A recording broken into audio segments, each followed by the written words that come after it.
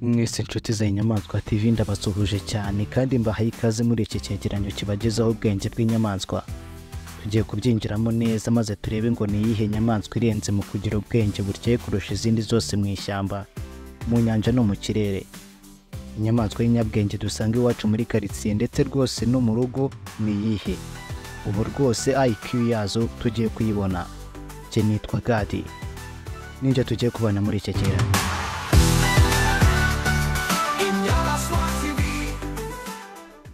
Tudatinze na gato nimureke twinjirane n'iyifi yitwa dolphin. Ntugire ngo ibyayo ni ugusimbaguruka ishimisha abayireba gusa. Oya, zifite ubuhanga bwihariye ndetse n'ubushobozi bwo gusasanura amahurizo. Zifite ubushobozi bwo gutozwa imikino usanzwe ikinwa n'abantu, urugero nko guhererekanya umupira, kunyura mu ruziga n'ibindi. Zishobora gufashanya ndetse no gutabara iyaba igize ikibazo cyangwa irwaye, kandi ibyo bikaba zabikorera n'abantu. Ibaze ko dolphin ishobora kwireba mu kirahuri ikimenya. Uburyo zishyikirana burahambaye kuko buri yose ifite ijwi ryayo ritandukanye n'izindi, kandi zifite ubushobozi bwo gucana amarenga. Ibisugo kabya niko bimeze. Ugitangaye reka nkuzarira inyamaswa yitwa maguke. Reka kandi zigira ubwenge n'ubundi no ku isura hari byinshi zihuriyeho n'umuntu.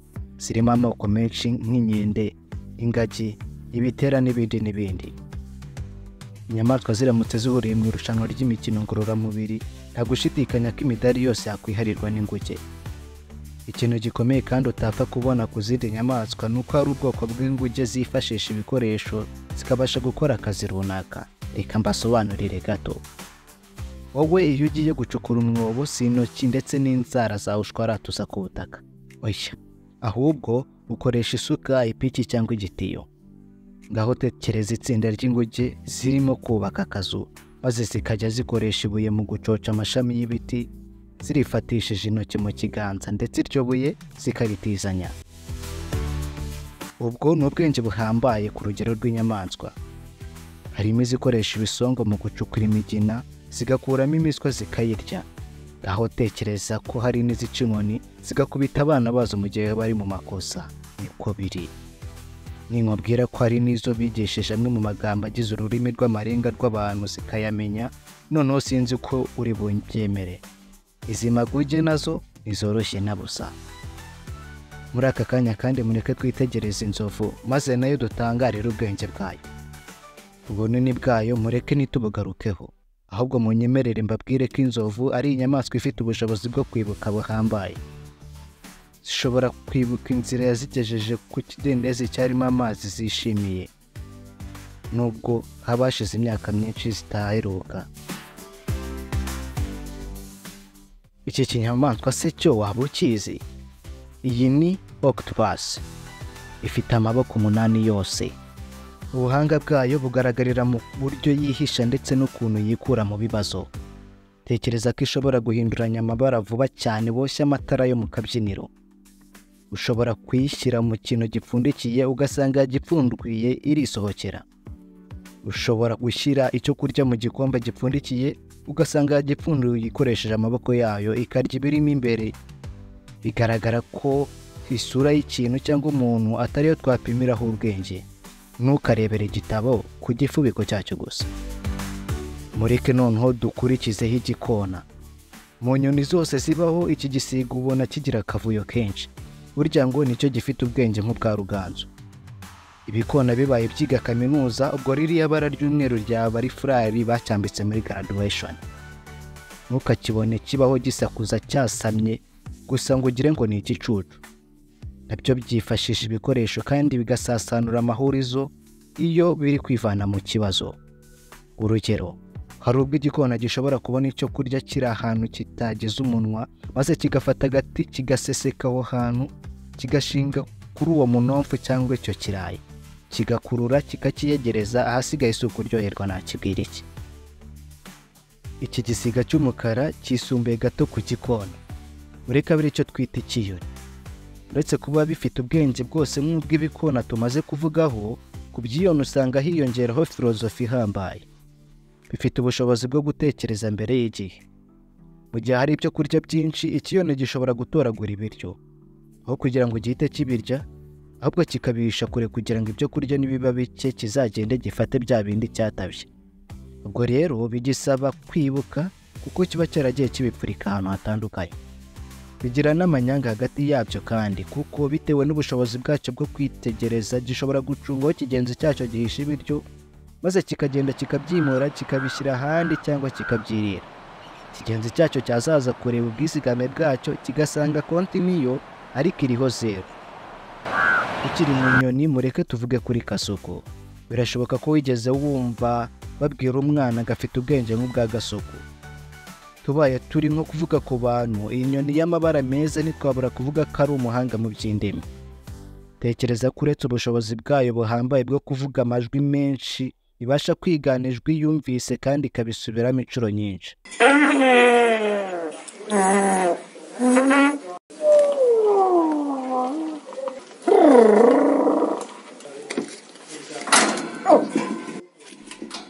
Ushobora no kuyihereza udukinisho imbere yayo ikadutondeka cyangwa ikagenda idutandukanye ikurikije gahunda nyayo atari ukunyanyagiza cyangwa kuturundarunda mu kajagari. Hari umuhanzi waririmbiye umukunzi we ngo uko asa inyuma ni nakasa ku mutima. Ibyo bibaye hame hari benshi babihomberamo cyane, ariko kuri Kasuku y'inyoni ibyo ni ukuri kuko uko ubona amabara yayo abereye ijisho ni nako ubwonko bwayo bumeze. Ku ngurube ho ni ikinyuranyo cyane. Burya nubwo uzirebeye ku isura utabona zishamaje, agira ngo umubwire ko burya mu marushanwa y'ubwenge nazo zifite umwanya wifuzwa na benshi. Ingurube bashobora kuyitoza kumvira, bayibwira bati sit, ikicara, bavuga bati roll over, ikabona guhita yigaragura. Hari umworozi wambwiye ndetse ko burya itagira umwanda, kandi koko iyo ifite ikiraro gifite isuku kandi cyisanzuye igira agace iharira ubwiherero ahitaruye aho irira n'aho ikinira. Gukorera uko ubwenge n'uburyohe bitura muri iri tungo ryakomeje guhundagazwaho amazina uko ingoma ziha izindi. Ikitwa indyohesha birayi, misaya myiza, akabenzi n'ayandi. Ubwo twari dutangiye kuvugishwa mureke ubu noneho amaso n'ibitekerezo tubihange kuri iyi nyamaswa ikurikira kuri lisiti yacu y'injabwenge. Iyi ikaba izwi ku izina ry'imbwa.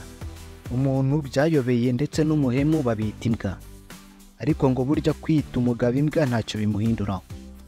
Iyo myumvire sinzo yavuye kuko nta yindi nshuti y'indahemuka umuntu yigeze kugira mu binyagihumbi byose yaruta imbwa. Imbwa niyo nyamaswa wenyine ifite ubushobozi bwo gusobanukirwa amarangamutima y'umuntu, igakurikiza no kwibeshya amategeko ayihaye, ikiga ibintu bishya ndetse ikaba yakora n'amahurizo akomeye. Ukubona izunguza umurizo burya ni nako ibitekereza cyane kandi neza. Hari ibintu byinshi n'umuntu yitabazaho kubera ko yizera ubwenge bwayo. Nkareba video ivuga ngo ibintu 12 imbwa ifashamo umuntu iri kuri iyi channel. Tukivuga ku nshuti z'umuntu ngani muniza amashyi twakira injangwe, ipusi cyangwa inyawo, yaba ingore ikitwa nyiraho. Mushukwe n'umutuzo mwinshi usanganira itungo, kuko injangwe nayo ishobora gukoresha ubwenge bwinshi mu kwikura mu kibazo cyangwa ikabasha kwirwanaho mu gihe hari ibintu biyihindukiyeho. Injangwe zibaye ari abanyeshuri wasanga zitwara neza mu makwiza atunguranye ndetse no mu bizamini ntizihasebere. Yose igeze ahantu habi zibanza kwasuzuma neza maze mu kanya gato ukabona zirahuriye ukumva urumiwe neza. Ipusi ni igisobanuro nyacyo cy'ubwenge buhuye n'uburanga. Inzuki nubwo ari udusimba duto ariko ubushobozi bwatwo bwo gutembera ndetse no kumenya amayira burahambaye. Ikirenze byose ni gahunda usanga mu mibanire yazo mu muryango. Uburyo zikoramo ubuki bwo mureke tube tubyihoreye. Ahubwo nagira ngo nkubwire ko inzuki burya zifite imbyino n'imihamirizo byo ku rwego rwo hejuru zihora zisubiramo ukabona ari nk'intore koko. Ariko kandi ntizibyina zigamije kwishimisha, ahubwo buri muhamirizo wose uruyuki rukoreye imbere y'izindi aba ari nka kode y'ubutumwa runaka ruzihaye. Kuko uruyuki rubwira izindi ahantu heza zishobora kujya guhova, ahari akaga zishobora kwirinda, intera aho zigomba kwimukira n'ibindi. Ibyo rukabikora rubinyujije muri izo mbyino ziba zikora ishusho runaka ifite icyo isobanura. Ubu noneho dukurikijeho inuma. izi zikundira umujyi cyane, ariko ntabwo bidutangaza kubera ko ubushobozi bwazo buhambaye bwo gukora izo ngendo. Inyamaswa zibaye zigira ibikoresho byitwa GPS, inuma niyo yaba itanga amakuru ya nyayo nta kwibeshya. Kuri iyi channel dufiteho video isobanura neza ibijyanye n'ubwo bushobozi bw'inuma, wanyarukiraho nayo ukayireba. Inuma kandi zifite ubushobozi bwo kwireba mu ndorerwamo maze zikimenya. Kuba zikundira umujyi cyane ubanza biterwa n'uko zishobora kuwutemberamo nta kuyobona guto kubayeho, mukongeraho n'umuvuduko uhambaye uzishoboza kurara zigarutse aho zaba zitaha hose. Ubwenge bw'inuma butuma zinakoreshwa mu gutwara ubutumwa ndetse no mu butasi. Mushake iyo video yabisobanuye neza. Mumfashe ntituze kwibagirwa ibimonyo, nubwo ari udusimba duto imbaraga zatwo ntizisanzwe. Si ibyo gusa ariko kuko nabyo bizwiho kugira gahunda ndetse no kumenya kwikemurira ibibazo bitunguranye. Bibasha kwiyubakira inzira zo munsi y'ubutaka zikoze ku buryo bujijisha umwanzi waza bihiga, kandi bigakorera hamwe ku buryo ikiguri cyabyo kiba kimeze nk'imashini imwe igizwe n'amapiyesi menshi. Uko bibasha kwibikira ibyo kurya mu gihe cyiza bikazabitabara mu gihe kibi. Isi y'inyamaswa, ibimonyo ni intwari zitaririmbwa, zigahamanya na wa mugani ugira uti ubugabo si ubutumbi. Munyemerere iri suzuma ry'ubwenge bw'inyamaswa turisubikira aha, kuko kurisoza byo bisa n'ibidashoboka kuri twe. Biragaragara ko buri nyamaswa yose yitabiriye iri suzuma yabyitwayemo neza cyane ku cyiciro cyayo. None se ubwo twavuga ko inyamaswa izi ubwenge kurusha izindi ari iyihe? Ukuri ni uko zose zibuzi. Buri kiremwa cyose twabonye cyagaragaje ubuhanga, cyagaragaje ubwenge mu buryo bwacyo, haba mu gukemura ibibazo, kwikora utuntu dutangaje, kuganira, gutembera isi ndetse no kwihuza n'igihari bitewe n'aho igeze. Ngaho rero nimureke n'utazi ubwenge ashuma ubwe akawamugani. Mwakoze cyane kubana natwe muri iri suzuma twakoreraga inyamaswa tugenda tureba ubwenge bwazo. Zirikana ko yaba inyamaswa iguruka kure mu bicu, yicubira kure cyane mu nyanja, cyangwa igenda yikurura ku butaka, buri yose iba ifite ikintu gitangaje twayigaho. Wowe wari ukurikiye iyi video, nemera ko nta yindi nyamaswa ibaho ikurusha ubwenge. Ngaho nawe bimpamiriza ukora like, kandi niba utarakora subscribe kuri Inyamaswa TV, binkorera udatindiganyije kugira ngo ukomeze kubona andi makuru atangaje ku nyamaswa. Tuzahura ubutaha. Stay cool, stay curious. So hit subscribe, come on this ride through the wild where wonders hide. Together we'll discover hand in hand the beauty of this animal land. Inyamaswa TV.